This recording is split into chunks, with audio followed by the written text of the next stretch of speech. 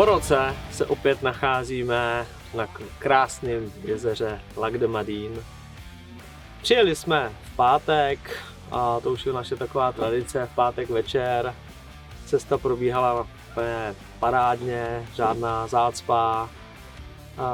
Přijeli jsme, už jsme slyšeli z dálky hlasy, češtinu.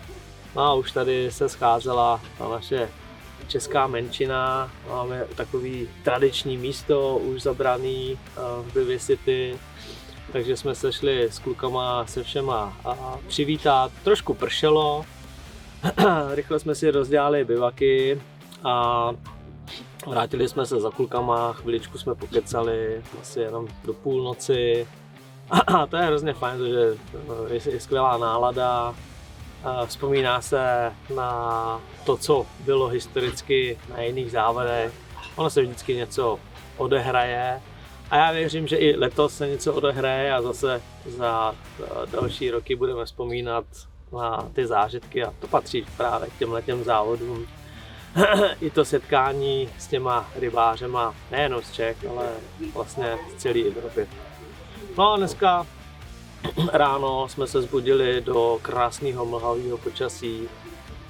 Dali jsme si rychlou snídaňku, za chvíli jdeme na registraci a čeká nás sobotní den, který je nejvíc v tom přátelském duchu, protože už přijedou úplně všichni závodníci a to doprovází velké veselí a patří to k těmhle závodům a já se na to moc těším.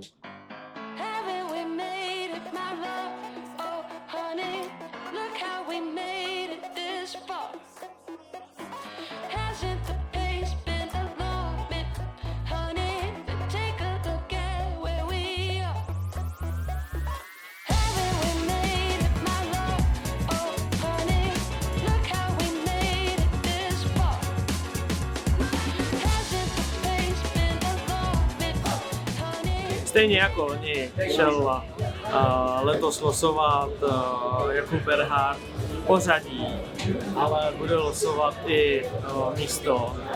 A když si šahal teď do prolos, kolikátý budeme losovat, tak já říkám, Kubo, ještě jsme nikdy nebyli losovat v první polovině.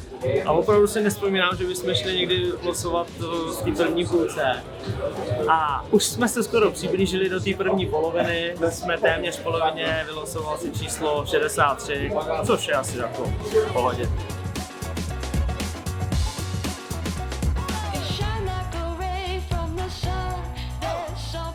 Kluci, jak to spokojený? No hele, zatím jsme vylosovali 80, takže jdeme v pořadí losovat 80, což vlastně ve finále úplně až tak nic neznamená. Tak já doufám, že nám to přinese štěstí. Jasně, ale vůbec nic to neznamená, hlavní losování je zítra, takže tam se dozvíme, jestli je to dobrý nebo špatný. Po roce jsme zase tady u Lac de Madine. V těchto posledních letech už semka nejezdíme na ryby, tak jak jsme sem kdysi jako Nikl tým jezdili v těch letech 8, 9, 10 a takhle, hodně umír. A tak, když ta voda byla opravdu jako na svém vrcholu a produkovala fakt jako velké množství krásných velkých kaprů. Ta obsádka od té doby samozřejmě trošku zestárla a za ty roky už dneska víme, co tady všechno je a není a ty ryby poznáváme pořád dokola. Se vždycky rád dojdu hnedka z rána takhle podívat.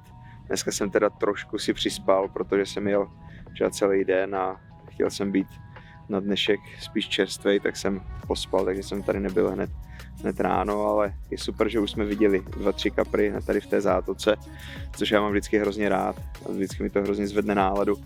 A tak mě to nabudí na to chytání. Vždycky vidět aspoň nějakýho kapra hnedka od začátku a teď je to tak, že ještě jsme ani nezačali chytat a já už jsem 2-3 kapry viděl. Ta voda má svoje obrovský kouzlo. A letos to zase bude asi trošku jiný ročník. Voda je dost nízko. Není to tak nízko, jak v tom roce 2021, ale je možný, že i s tím počasím, teď tady bylo veliký ochlazení ten minulý týden, hodně pršelo a voda bude prokysličená, to je vidět. ale tím, že je níž, uvidíme, kde ty ryby budou. Jestli je to pořád ještě stažený v těch zátokách, nebo s tím ochlazením už vyjeli na tu volnou vodu. Nemá nějak zásadně foukat v týdnu, že uvidíme, kam se ty ryby pohnou, nebo kde se budou zdržovat. A bude to určitě zase další velice zajímavý ročník tady tohle.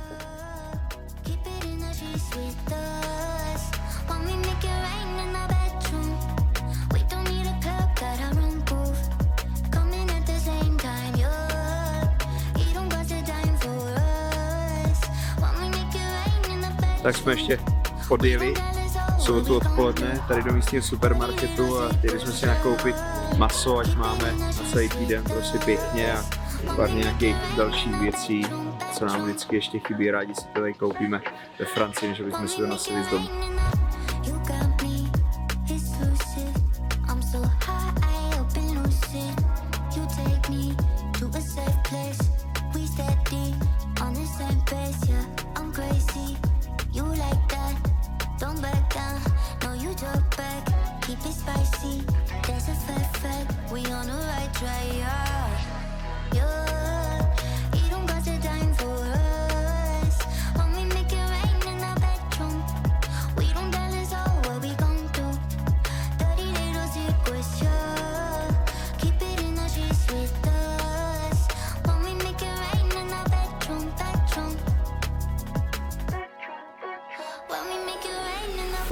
Dnešní den začíná standardním slavnostním pochodem. Mám pocit, že letos je tady nejvíc vlajek. Vždycky nějaký vlajky byly, ale letos těch vlajek je hodně. Ale mám velkou radost, že je tady hodně českých vlajek. A vlastně historicky poprvé zaznamenávám, že startuje 12 českých týmů. Vždycky nás tady bylo 5, 6 a teď je nás 12, takže z toho mám velkou radost, protože samozřejmě čím víc českých týmů tady je, tak je šance, že bychom mohli obhájit opět vítězství, ale to se ještě ukáže. Teď jdeme slavnostně do haly, kde začne losování a ten pochod patří tradičně už k tomuto závodu a je to taková hezká slavnostní událost, která k tomuhle všemu patří a taky to mám hodně rád.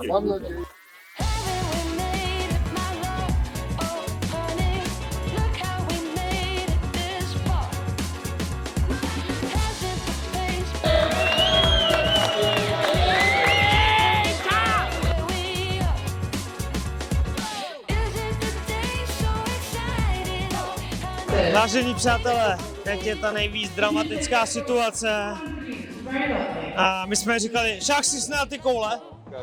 Pravá, tohle je nejvíc dramatická situace z celých závodů a máme